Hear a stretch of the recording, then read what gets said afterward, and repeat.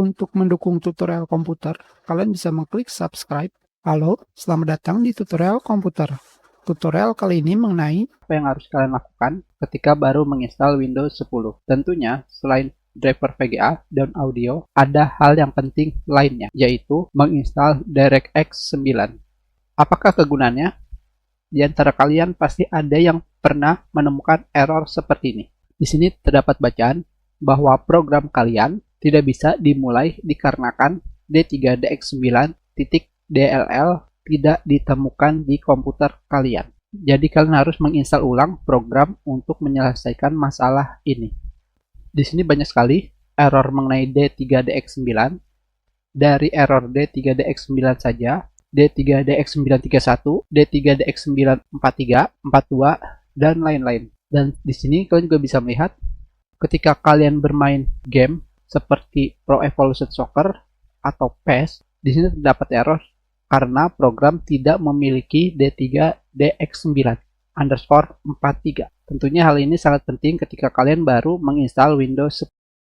Jadi sekarang kita cari di mesin pencari, kalian ketikkan DirectX 9 offline download. Kita pergi ke all.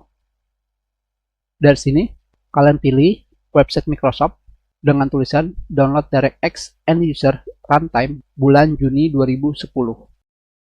Di sini kalian bisa langsung memilih download, tetapi kita lihat pada bagian detail, file size-nya atau ukuran filenya adalah 95,6 MB dan dipublikasikan tahun 2011.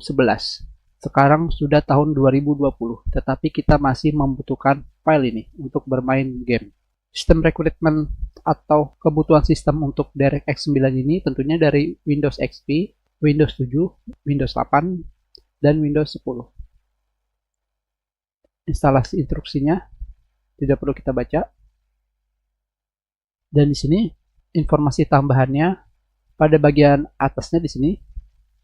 Di sini tulisannya instalasi DirectX meliputi semua runtime DirectX yang terbaru dan yang telah dirilis sebelumnya, meliputi D3DX, Xinput, dan komponen DirectX yang dikelola. Dan yang perlu kalian ketahui, DirectX runtime ini tidak bisa di uninstall. Jadi sekarang kalian pilih download, kalian pilih save file. Dikarenakan kita sudah ada, kita klik cancel. Sekarang kita lihat file DirectX 9 yang telah kita download. Di sini kalian klik 2 kali. Dan di sini kalian pilih yes. Di sini kalian pilih browse. Dan kalian pilih download seperti ini saja. Dan dari sini tinggal kalian tambahkan /D9 seperti ini. Yes. Sekarang kita buka foldernya, dan ini adalah folder DirectX 9. Tentunya kalian bisa melihat di sini berbagai macam filenya dari DirectX 9. Sekarang kita cari DirectX Setup.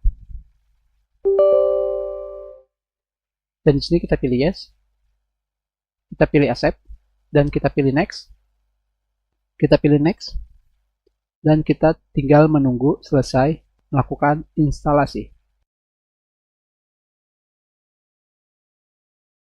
Sudah selesai.